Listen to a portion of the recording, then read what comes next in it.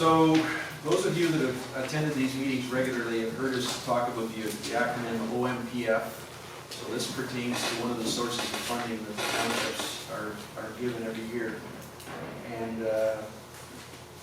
for a variety of reasons, none of them understood by North Stormont, ours has been decreasing at a regular clip.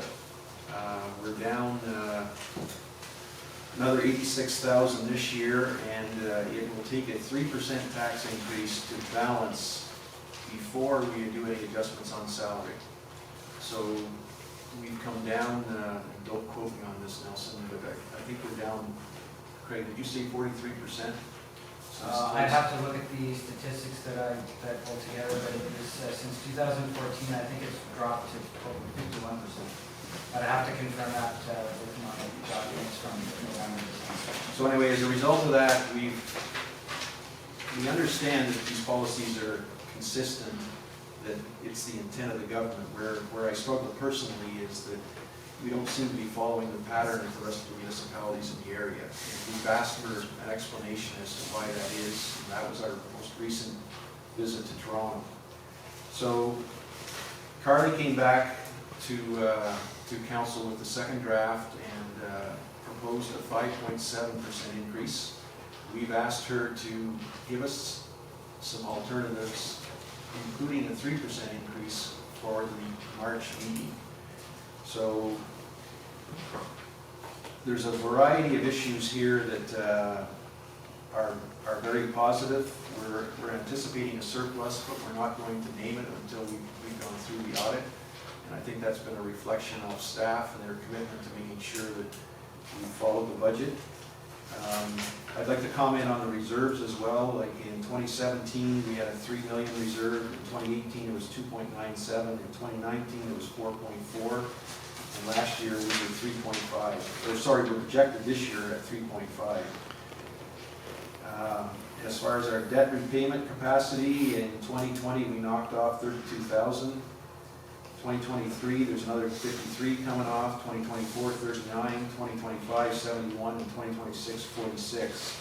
So if we choose to debenture, those alternatives are there for us to use as well. The wind farm building permits, which was a question, is in reserve, and it has been divided because half of it may have to be refunded pending the results of the court challenge that's currently in place. But that money is in Andre's department right now, and I don't know the exact figures, north of 400,000. So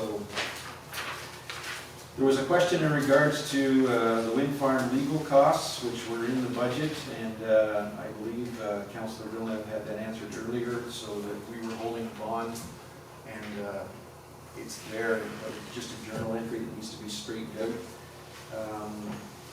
In the Treasury, the general loan interest, Carly explained to me today that this year's draft, it's simply separated by department, so it's the same amount, but it's just allocated in different headings. As far as the recycling, Blake can elaborate on this if I missed anything, but the City of Cornwall has privatized this now and have gone to full cost recovery.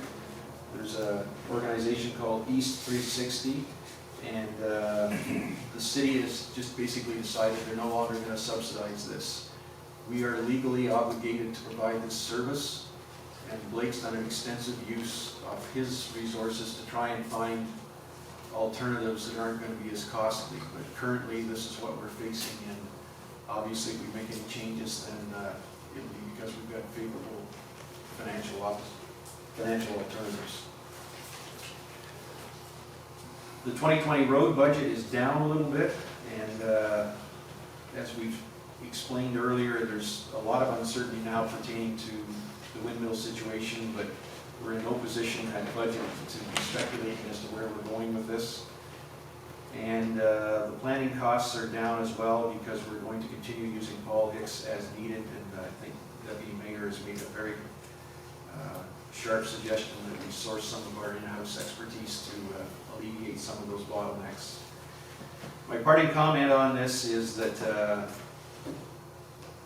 GFL in particular has to be recognized by the contribution that they make for our taxes to be as low as they are. I think we run neck and neck with South Stormont, and if you take a look at the waterfront out there and the economic engine it drives, GFL certainly has to be recognized for that. And I think it's also important that you understand that whenever we collect a dollar of taxes, we're only keeping 32 to 33 cents on the dollar. GFL, if you took that 600,000 that we receive and had to take it through the tax base, it would be a popular topic of conversation. So my parting last comment is I'd like to thank Craig and Carly for the work that they've done. We will ratify this budget at the last meeting in March, and I think that the staff has done an exceptional job to take us to where we are now.